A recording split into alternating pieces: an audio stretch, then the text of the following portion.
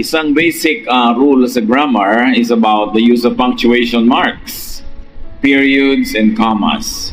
At sabi, stop at periods and pause at commas. Yung comma, yung kudlit, pagka nakikita natin nakasulat yon, medyo titigil ka. Babagal lang yung pagbasa o kaya ay hihinto ka sandali. A comma is a mark of punctuation that indicates a division in a sentence. Maybe when there is it's usually accompanied by a slight pause. At anong kinalaman yan sa ating pag-aaral ngayon na pinamagatan nating pause? Tumigil ng bahagya, slow down, or have a very temporary stop. Lord, we ask you to be with us today. Thank you for this day. Thank you for the blessings. Thank you for keeping us safe and our loved ones as well. Salamat po sa pag-iingat nyo, pagtulong sa amin, pagbibigay ng mga kailangan namin. At ngayon, nagpapaturo po kami sa inyo. We want to learn from you, O God. We like to be able to live life the way you want it lived. So be our teacher. Teach us greater truths. Hold us by the hand. Lead us. Father, we seek you, asking you to heal our physical, emotional, and spiritual diseases.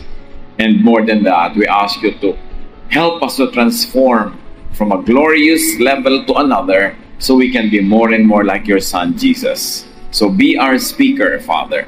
Kayo po ang mahusap, simpleng mga katuruan na maipapamuhay namin agad. In the name of Jesus, your Son, we pray with thanksgiving. Amen. Mark 6:31, then because so many people were coming and going, they did not even have a chance to eat. He said to them, come with me by yourselves to a quiet place and get some rest. Isang incident po ito na ang Panginoon at ang kanyang mga disciples ay napakaraming pinaglilingkod ang mga tao. Pinapagaling, tinuturuan, pinapalayasan ng masasamang espiritu, pinapayuhan, tinatanggap, tinuturuan ng kapatawaran, minamahal. Pero sobrang dami nila, hindi na makapagpahinga yung mga disciples. Kaya, ang sabi ng Panginoong Jesus, bumalis muna tayo dito, pumunta tayo at humiwalay, bumukod sa isang tahimik na lugar para kayo makakain man lang at makapagpahinga. Here is one pause to rest. And as we can see, even though the ministry was very important, the rest, the pause that is needed by His disciples was very, very important to Jesus. So rest is a division between work and or fatigue. Between work and fatigue, you can have a division, you can rest. Kaya kung meron ka mga series of words in a sentence, you can pause dahil may comma. Kaya yung comma, yung pause, pareho nang na-accomplish sa ating buhay. It's a neutral area between two extremes. Ano ang spiritual significance ng pause or rest? When faced by conflicted between two extremes, pause. Nalilito kayo kung sino kakampihan nyo. Asawa o nanay? Pause. Extreme yan eh. Magre-resign ka ba sa trabaho o patuloy mong tatanggapin yung new responsibility? You don't know what to do? You pause. Papautangin mo ba o hindi mo papautangin tong tao? You are not very sure about what is best to do. You pause. Kailangan ng tao marunong mag-pause. Lalo meron kang dapat paghiwalayin. Paghiwalayin ng tama sa mali. Paghiwalayin yung good from better or better from best. You pause because you don't know what to do.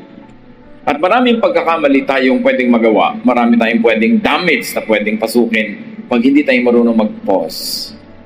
Yung arya ng arya, sige ng sige. O kaya, frozen, paralyzed, walang ginagawa. Lumalala ang isang sakit. Ano bang gagawin mo? Magpapagamot o hindi magpapagamot? Tapos wala kang ginagawa. So actually, pinapalala mo yung sakit. Merong isang masamang ginagawa ang empleyado o ang isang anak. Wala kang ginagawa. So lumalala lalo yun, napapasama ang kalagayan. So, to do the extreme, sumigi o tumigil, dapat meron ka sa gitna. Pause, para ka makapag-isip-isip. Sa 1 Kings 19:3-8, we see a very classic example of a pause. Elijah was afraid and ran for his life. When he came to Beersheba in Judah, he left his servant there, while he himself went a day's journey into the wilderness.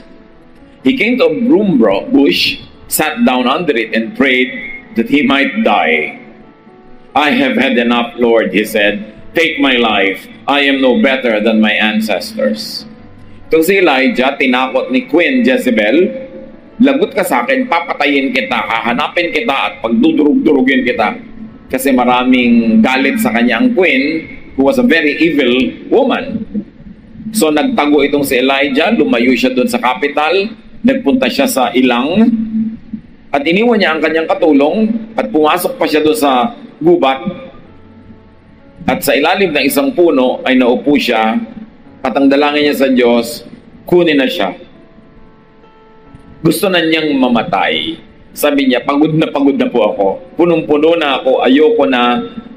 Total, hindi rin naman ako mas mabuti kaysa sa mga nauna sa akin ng mga kamag-anak ko o mga saling lahi. Sabi niya, I want to die.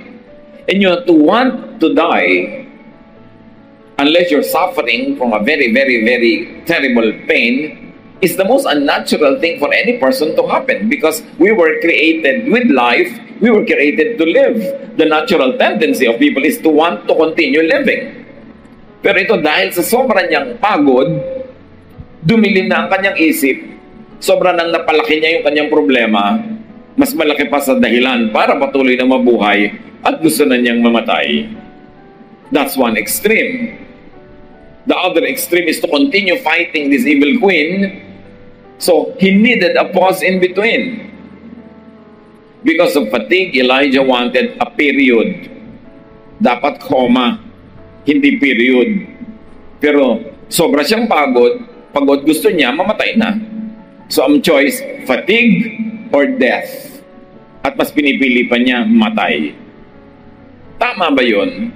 At matinubang desisyon yun. Verse 5 and so on. Then he lay down under the bush and fell asleep.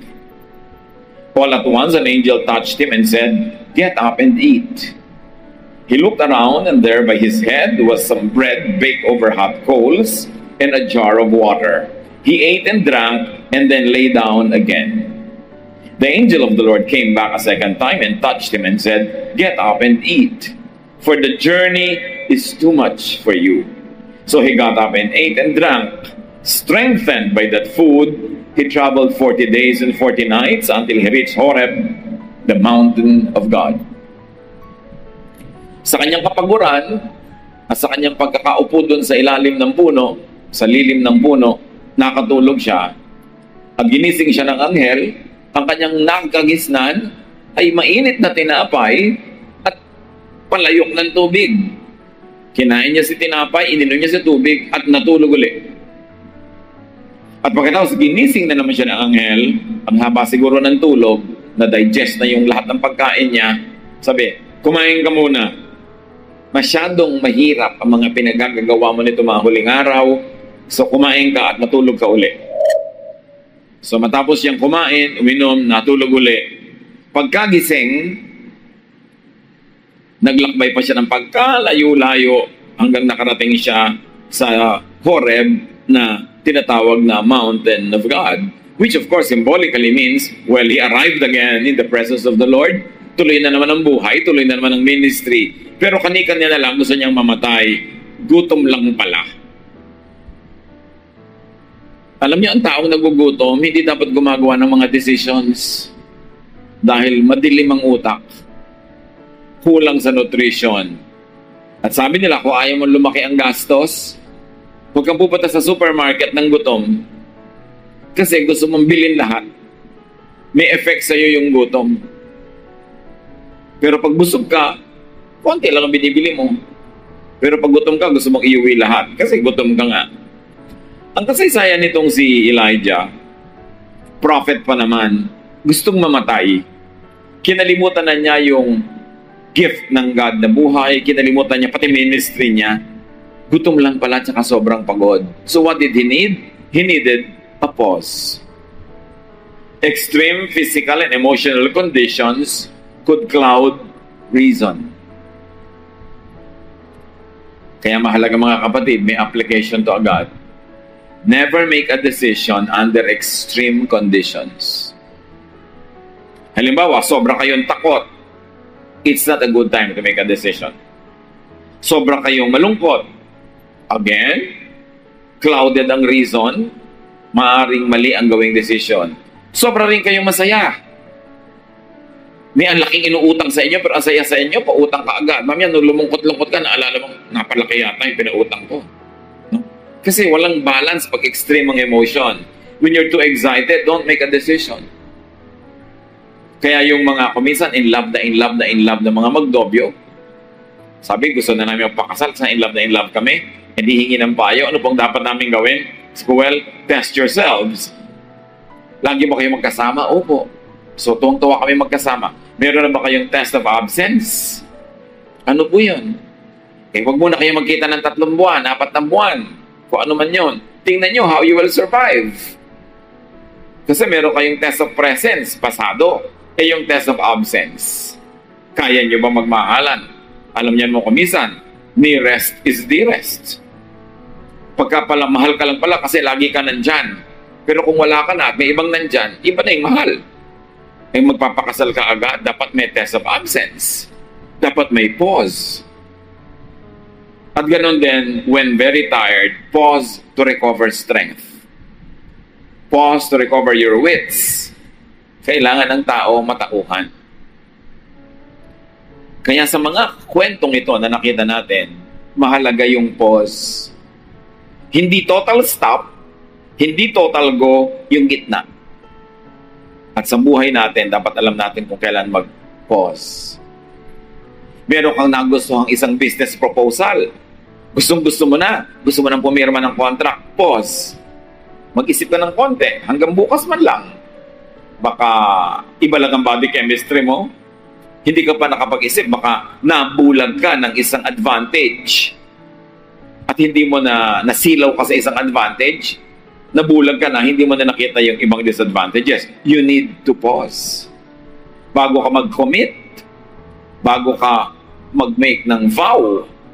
Sabi ni Solomon, it's better not to make a vow than not fulfill it later on. Pag-isipan mong mabuti.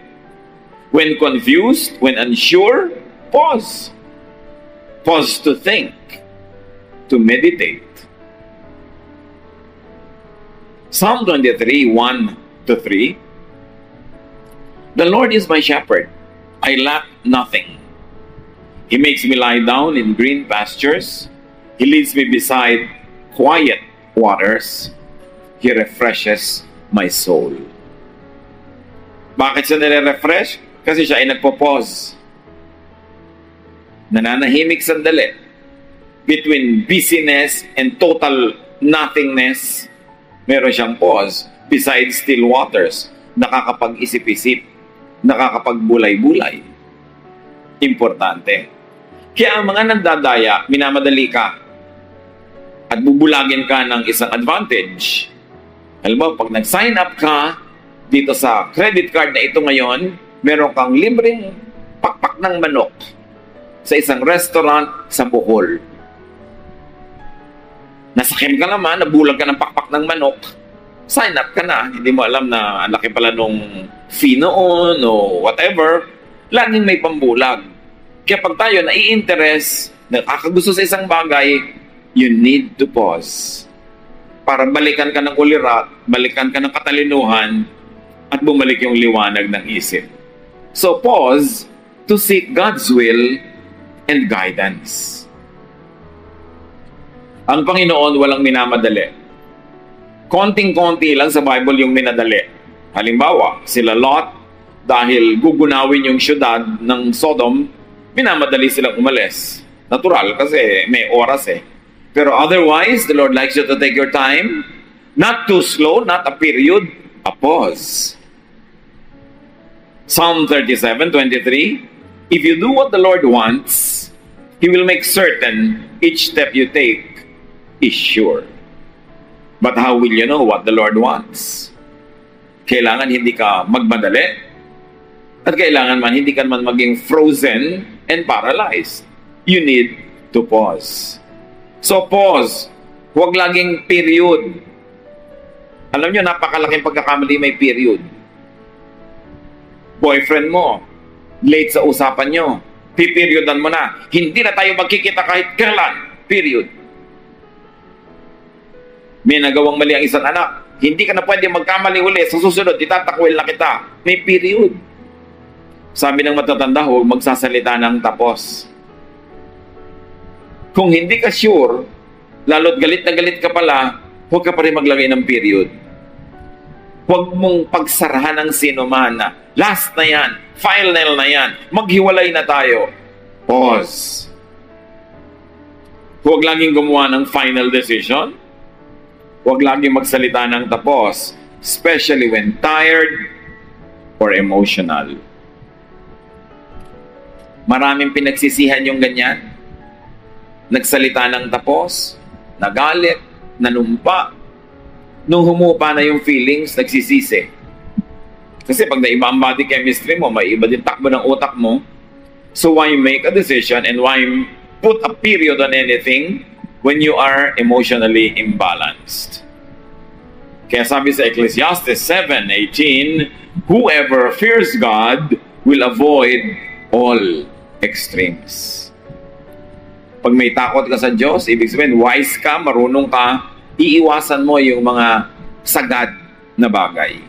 Sagad na galit, sagad na tuwa, sagad na commitment. Laging nasa gitna-gitna ka lang para hindi ka mapasubo. At napakahalaga din to learn to pause, wag laging exclamation mark. Yung iba period, tapos na. Yung iba naman laging exclamation mark. Laging full speed, full force, energy, performance level all the time. Hindi ka pwede mag-performance level all the time. Alam niyo yung word na performance level sa mga nasa teatro, drama, sayaw, tugtog. Pag sinabi ng director, kahit practice lang, performance level, parang may audience dapat ang act mo. Yung talagang todo. Pero hindi naman pwede sa buhay na laging performance level eh. Laging may tension, ang kabaliktaran nun, relaxation. Sa gitna nun, pause. Hindi pwedeng laging tense. Katulad ng rubber band, pag hinila mo, dapat ibalik mo rin. Kung hindi, malalagot din yun o mahihirapan kang sobra to maintain yung stretched position niya. Dapat may gitna. Don't overextend yourself. Huwag kang laging extreme. Napagod ka, ang kasunod pahinga.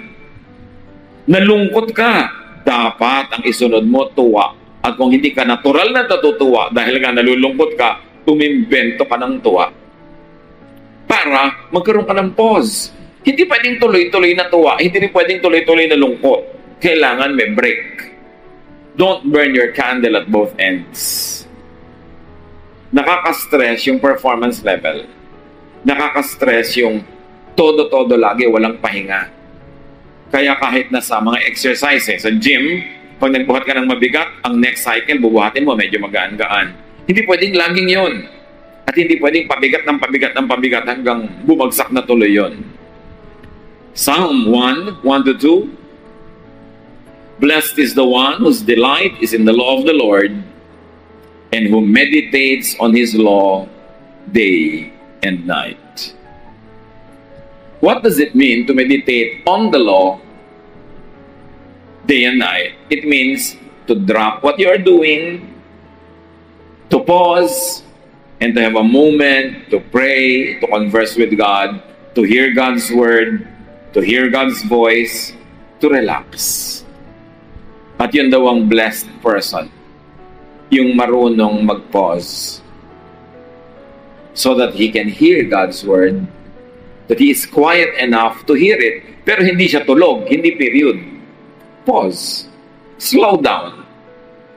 At kahit nung araw, ang mga tao kanang araw kasi hindi uso sapatos, hindi uso tsinelas, naglalakad yapak.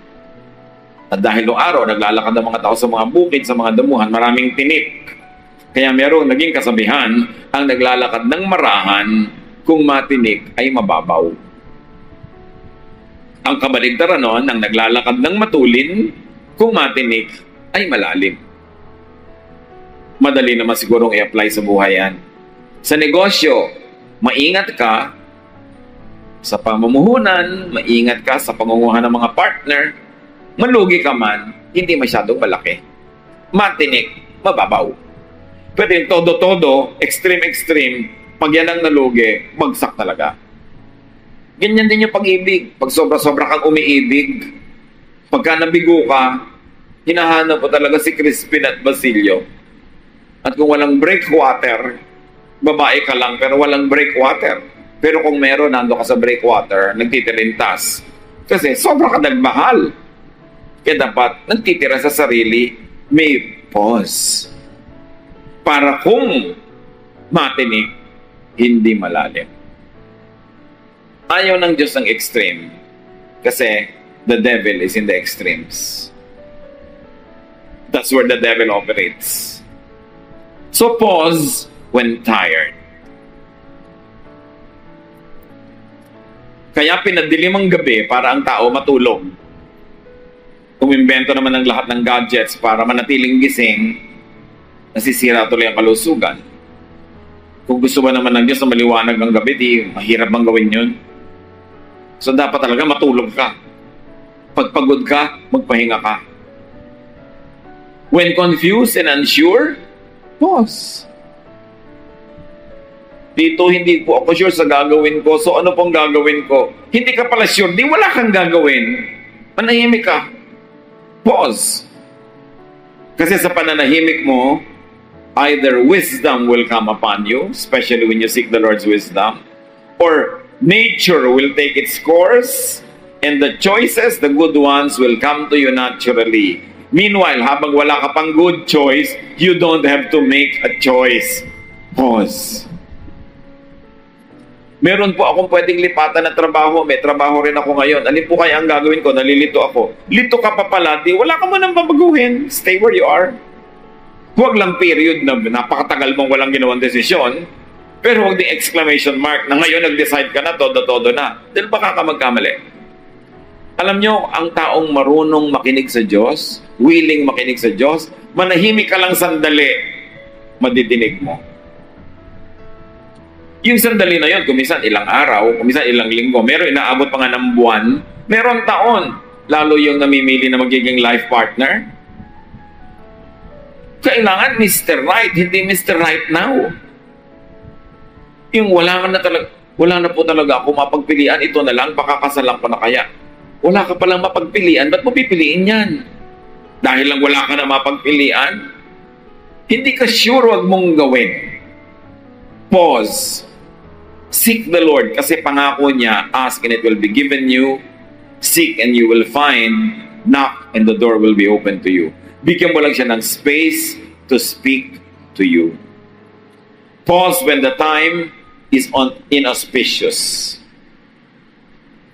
Pag wala sa panahon ang gagawin mo, pause.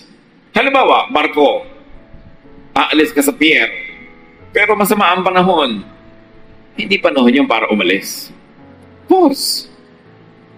Kesa makikipagsapalaran ka, at kung inabot ka na ng malaking bagyo doon sa kalagitnaan na halos mamatay ka, sisig-sisig ka kung bakit ka naglayag. Hindi kasi maganda ang panahon. At merong mga ganon na desisyon. Ano man yon? Emotional decision, professional decision, even spiritual decision. When the time is inauspicious, don't make a move. Pause. Wait.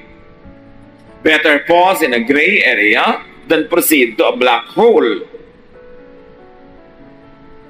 And remember this, let others pause as well.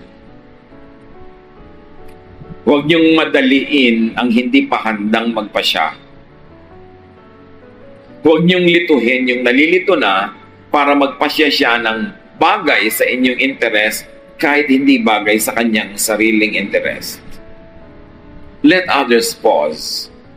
Let others rest. So kung sa palagay mo, bungangera ka, pagpahingahin mo naman ang tenga ng sino mang binubungangaan mo, kailangan din siya mag-pause. kailangan din siya magpahinga. Kung ikaw hingi ng hingi, lagi ka umaasa, pabigat, mag-pause naman yung hinihingan mo, tumigil ka naman, magpahinga ka rin para makapagpahinga siya.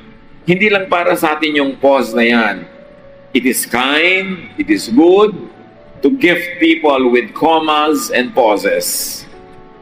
To give them pauses in terms of time and space. Let's not always invade people's space or time. Kailangan makapahinga din sila. Ang taong rested, nagdadalangin, nagbubulay-bulay, malayo sa pagkakamali, malayo sa panlilinlang ng kaaway, at malapit sa kalooban ng Diyos. Kaya ang pahinga, isa sa mga pinakamahalagang turo ng Diyos, to the point that even a day of rest was commanded by God. It is a pause. But again, yung iba naman extreme, 7 days talaga a week rested. Period yun, hindi yun pause. At yung iba naman, dapat day off na, kumukuha pa ng ibang trabaho sa kagustuhang dumami yung pera. Pero yes, may kinikita ka, pero may ibinabayad ka in terms of health. Sometimes in terms also of emotional health. Pag pinagpo-pause, kailangan mag-pause. God is our designer. God is our maker. Alam niya ang ating limits. Don't perform beyond limits. Kahit mga tulay, makikita mo 10, tapos may bilog, 10 tons yun. Yun lang ang bigat na kaya niyang buhatin. Pag 20 tons yung truck na dadaan, guguho yun, malalaglag ka. You've got to let the bridge function according to design. At ang human emotion, ang human mind, ang human body, may limits. Know when to pause.